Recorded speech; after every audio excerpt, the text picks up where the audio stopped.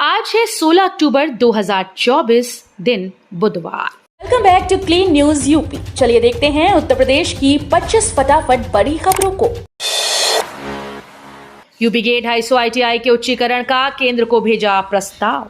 UP सरकार ने प्रदेश के 250 आईटीआई के उच्चीकरण का प्रस्ताव केंद्र सरकार को भेज दिया है। बता दें कि केंद्र ने बजट में 1000 आईटीआई को अपग्रेड करने की घोषणा की। वहीं कौशल विकास मंत्री ने कम प्रवेश वाले ट्रेड को बंद करने के निर्देश दिए हैं। उन्होंने कहा कि आईटीआई के कम प्रवेश वाले ट्रेड बंद किए जाएंगे और नए ट्रेड शुरू किए जाएंगे। दिवाली और छठ पूजा पर उत्तर रेलवे चला रहा 2950 स्पेशल ट्रेन, कंफर्म टिकट के चांस बढ़े। फेस्टिव सीजन की तैयारियों के बीच उत्तर रेलवे ने सोमवार को अपने एक्शन प्लान के बारे में जानकारी दी। यात्रियों की बढ़ती संख्या को ध्यान में रखते हुए उत्तर रेलवे कुल 2950 स्पेशल रेलगाड़ियों का संचालन करेगी। इन ट्रेन को 1 नवंबर से 30 नवंबर 2024 के बीच चलाया जाएगा। पिछले साल के फेस्टिव सीजन की तुलना में इस बार स्पेशल ट्रेन की तुलना में 172% की बढ़ोतरी की गई है।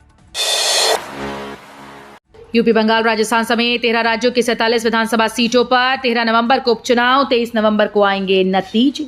भारतीय निर्वाचन आयोग ने 14 राज्यों की 48 विधानसभा सीटों और वायनाड व नांदेड़ लोकसभा सीट पर उपचुनाव की तारीखों का ऐलान कर दिया है। यूपी की 9 सीटों समेत 13 राज्यों की 47 विधानसभा सीटों पर 13 नवंबर को मतदान होंगे। केरल के वायनाड लोकसभा सीट पर उपचुनाव के लिए भी 13 नवंबर को वोट डाले जाएंगे। वहीं उत्तराखंड की केदारनाथ विधानसभा सीट और महाराष्ट्र की नांदेड़ लोकसभा सीट पर 20 नवंबर को उपचुनाव होंगी। ग्रेटर नोएडा में दिवाली से पहले चलेगा विशेष सफाई अभियान, हर इलाका होगा चकाचक। दीपावली के त्योहार को ध्यान में रखते हुए ग्रेटर नोएडा प्राधिकरण ने शहर के सभी सेक्टर्स में विशेष सफाई अभियान चलाने का निर्णय लिया है। इस अभियान के तहत कई विभागों को अपनी जिम्मेदारी सौंपी गई, जिसमें सभी सेक्टर्स में सफाई, मरम्मत और सौंदर्यीकरण के कार्य समय पर पूर्ण हो सके। उद्यान विभाग को पार्क में पेड़ों की छटाई, घास की कटाई और पार्कों की मरम्मत का कार्य तेजी से पूरा करने के लिए कहा गया है। 8 वर्ष बाद महिला अध्ययन में कर सकेंगे पीएचडी। लखनऊ विश्वविद्यालय में तकरीबन 8 वर्ष बाद विद्यार्थी महिला अध्ययन में पीएचडी कर सकेंगे। इसे शैक्षिक सत्र 2024-25 पीएचडी प्रवेश प्रक्रिया में शामिल किया गया है। एलयू में वर्ष 1997 में स्थापित महिला अध्ययन संस्थान में पुरानी रंगत वापस लौट आई। बीते सत्र 2023-24 से महिला अध्ययन में परास्नातक पाठ्यक्रम शुरू हुआ।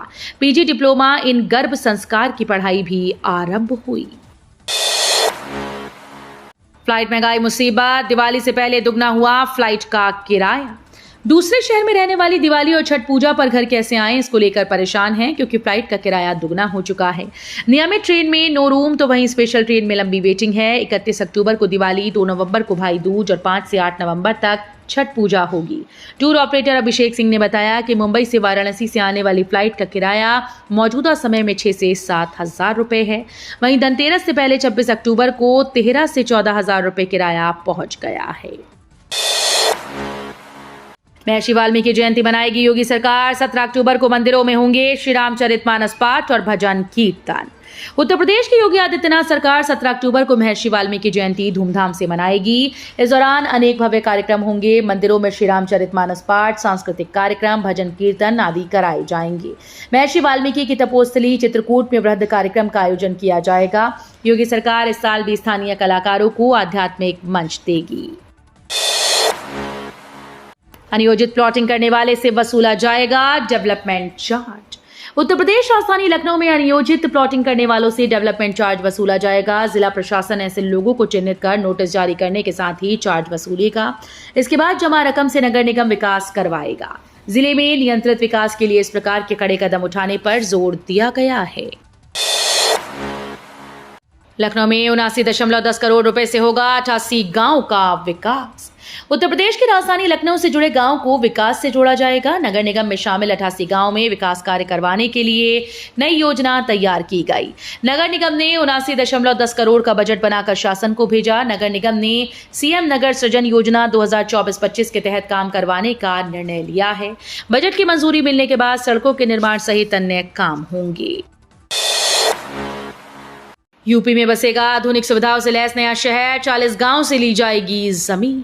उत्तर प्रदेश सरकार ने ग्रेटर नोएडा फेज 2 के मास्टर प्लान को मान्यता दी। ग्रेटर नोएडा फेज 2 इस मास्टर प्लान के तहत 55,970 हेक्टेयर जमीन पर बनाया जाएगा। इस जमीन को गौतम बुद्ध नगर से गुलवती यानी बुलंदशहर तक बढ़ाया जाएगा। इस मास्टर प्लान में गौतम बुद्ध नगर, बुलंदशहर, हापुड़ और धौलाना के 144 गाँव शामिल हैं।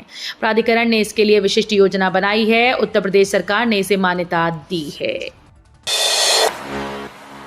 बहराइच हिंसा में पीड़ित परिवार को सीएम योगी ने दी 10 लाख रुपए की सहायता, आवास व शौचालय स्वीकृत किया। लखनऊ में मुख्यमंत्री योगी आदित्यनाथ से मुलाकात के बाद बहराइच हिंसा में मारे गए युवक रामगोपाल मिश्रा के परिजन वापस लौट आए। इस दौरान लगभग शाम 6 बजे एसडीएम अखिलेश सिंह, डीडीओ राजकुमार समेत अन्य अधिकारी गांव पहुंचे। सभी ने पीड़ित परिजनों को 10 लाख की सहायता राशि का चेक भेंट किया। साथ ही मुख्यमंत्री आवास व शौचालय का स्वीकृति पत्र भी दिया। बख्शे नहीं जाएंगे दोषी, पूरे मामले में होगी कार्रवाई। सीएम योगी ने तलब की लाठीचार्ज प्रकरण की रिपोर्ट। डासना स्थित देवी मंदिर में पंचायत में शामिल होने जा रहे लोगों पर लाठीचार्ज करने के मामले में मुख्यमंत्री योगी आदित्यनाथ ने संज्ञान लिया है। उन्होंने पूरे प्रकरण की रिपोर्ट तलब की। इसके साथ ही सोमवार को लोनी विधायक नंदकिशोर गुर्जर ने भी पूरे प्रकरण की जानकारी ली और आश्वासन दिया कि इस पूरे प्रकरण में न्यायोचित कार्रवाई की जाएगी।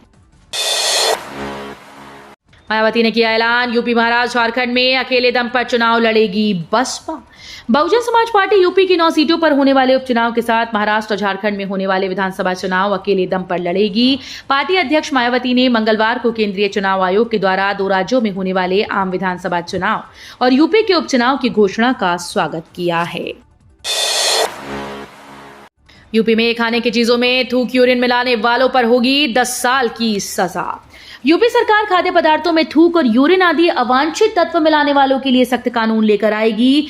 ऐसी गतिविधियों को रोकने के लिए सरकार ने उत्तर प्रदेश छद्म सौहार्द विरोधी क्रियाकलाप निवारण एवं थूकना प्रतिषेध अध्यादेश 2024 और UP prevention of containment in food अध्यादेश का मसौदा तैयार किया है। इसके तहत दोषी को 10 साल जेल की सजा का प्रावधान है। सारनाथ जू में बनेगा प्रदेश का दूसरा जलज केंद्र। गंगा के वेस्ट से बने सामान की होगी बिक्री। नमामि गंगे परियोजना के तहत सारनाथ जू में 25 लाख की लागत से प्रदेश का दूसरा जलज केंद्र बनाया जा रहा है। पहला जलज केंद्र कानपुर में है। इसके बन जाने से जू का अपना स्वयं का केंद्र होगा, जहां जानवरों और पक्षियों से जुड़ी हर जानकारी रखी जाएगी। इसके साथ ही गंगा के किनारे बसे गांव का विकास किया जाएगा। ग्रामीणों द्वारा बनाई गई वस्तुओं की बिक्री होगी। साथ ही उनके द्वारा बनाए गए सामान की बिक्री जू घूमने आए मेहमानों को की जाएगी। उत्तर प्रदेश अधीनस्थ सेवा चयन आयोग ने निकाली 5,272 पदों पर भर्ती, 28 से करें आवेदन। उत्तर प्रदेश अधीनस्थ सेवा चयन आयोग ने स्वास्थ्य कार्यकर्ता के 5,272 पदों पर भर्ती निकाली है। स्वास्थ्य कार्यकर्ता की 4,892 और स्वास्थ्य कार्यकर्ता की 380 रिक्तियां हैं। कुल रिक्तियों में सामान्य वर्ग के लिए 2,399 पद, ईडब्ल्यूएस वर्ग के लिए 489, ओबीसी के लिए 1,559, एससी के लिए 435 और एसटी के लिए 390 पद शामिल हैं। इच्छुक उम्मीदवार 28 अक्टूबर से आधिकारिक वेबसाइट पर जाकर आवेदन कर सकते हैं। यूपी सरकार ने गरीबों के लिए खोला खजाने का मुंह। हर खाते में क्रेडिट होंगे 1,20,000 रुपए। मुख्यमंत्री योगी आदित्यनाथ ने गरीबी मुक्त करने के लिए अपने संकल्प को आगे बढ़ाते हुए एक नई रोजगार योजना की घोषणा कर दी है। योजना के तहत राज्य के प्रति गांव से 10 से 25 गरीब युवाओं का चयन किया गया है। वेरिफिकेशन के बाद प्रदेश के लगभग 15,000 परिवारों को सालाना 1,20,000 रुपए की आर्थिक मदद की जाएगी। हालांकि सरकार ने इसके लिए कुछ जरूरी शर्तें भी रखी हैं, जिन्हें फॉलो करने के बाद योजना का लाभ मिलेगा। यूपी में उपचुनाव 10 सीटों पर, लेकिन अयोध्या के मिल्कीपुर में अखिलेश के पीडीए का। यूपी में उपचुनाव में 10 विधानसभा सीटों पर होने जा रहा है, लेकिन करहल के बाद जिस एक सीट की सर्वाधिक चर्चा है वो है अयोध्या की मिल्कीपुर सीट। इस सीट पर अखिलेश यादव के पीडीए फॉर्मूले का लिटमस टेस्ट होने जा रहा है। अखिलेश ने यहां से सपा ने फैजाबाद सीट से पार्टी सांसद अवधेश प्रसाद के बेटे अजीत प्रसाद को उम्मीदवार बनाया है। दीपावली तक बिजली बिल पर सब्सिडी का मिल सकता है लाभ। बिजली के बिल में सब्सिडी दिए जाने के सरकार के फैसले के बाद अब पूर्वांचल विद्युत वितरण निगम की ओर से इसे अमल में लाने की कवायद शुरू हो गई। दीपावली तक इसका सीधे तौर पर लाभ मिल सकता है। उपभोक्ताओं को 35 पैसे से लेकर ₹1.35 तक प्रति यूनिट का लाभ मिलेगा। इसमें भी अब शहरी इलाके में घरेलू उपभोक्ताओं को अधिकतम ₹6.50 प्रति यूनिट और ग्रामीण उपभोक्ताओं को ₹5.50 प्रति यूनिट की दर से बिजली का भुगतान करना होगा। यमुना प्राधिकरण की दिवाली से पहले आवासीय प्लॉट योजना की तैयारी। यमुना प्राधिकरण ने आवासीय प्लॉट की योजना निकालने के लिए दिवाली से पहले सभी तैयारी शुरू कर दी है। ये योजना यमुना प्राधिकरण शहर के सेक्टर 24 में वीवो और पतंजलि कंपनी के पास निकाली जाएगी। कादरपुर गांव में 110 एकड़ सरकारी जमीन थी। इस जमीन को मेरठ मंडल कमिश्नर में पुनर्ग्रहण कर दिया है। अब ये जमीन यमुना औद्योगिक विकास प्राधिकरण के नाम हो गई है। टोल टैक्स को लेकर सरकार का बड़ा फैसला, टोल प्लाजा पर नहीं देने होंगे पैसे। टोल टैक्स को लेकर सरकार ने हाल ही में एक बड़ी घोषणा कर दी है जो वाहन चालकों के लिए राहत भरी है। अब देश भर में लाखों वाहन चालक टोल प्लाजा से बिना टैक्स चुकाए भी गुजर सकते हैं, बशर्ते कुछ खास नियमों का पालन हो। ये नया नियम देश के नेशनल और स्टेट हाईवे पर लागू होगा, जिससे वाहन चालकों को समय और पैसे की बचत होगी। लाइलाज घाव के चलते अब नहीं काटने पड़ेंगे पैर, खून में ही ढूंढा इलाज, बीआरडी में हुई रिसर्च। लाइलाज घाव के चलते अब पैर नहीं काटने पड़ेंगे। बीआरडी मेडिकल कॉलेज के डॉक्टर्स ने मरीज के खून से ही लाइलाज लेग अल्सर का इलाज ढूंढ लिया है।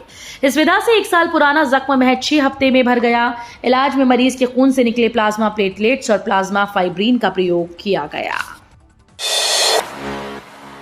जूनियर रेजिडेंट की हड़ताल से ओपीडी के बाहर लगी मरीजों की कतार। कोलकाता की घटना को लेकर सरकारों पर निष्क्रियता का आरोप लगाते हुए बीएचयू के जूनियर रेजिडेंट मंगलवार को हड़ताल पर रहे। इससे ओपीडी और सर्जरी की व्यवस्थाएं काफी हद तक चरमरा गईं।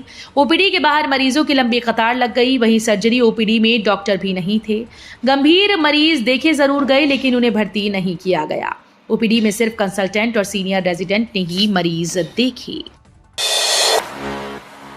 अपनी गाड़ी या नेम प्लेट पर कुछ लिखने पर लग सकता है तगड़ा जुर्माना।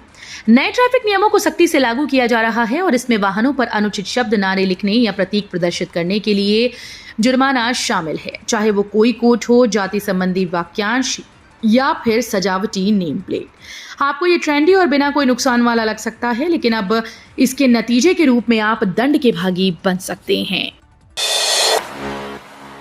प्रयागराज रामबाग प्रयागराज जंक्शन स्टेशन के बीच दोहरीकरण कार्य।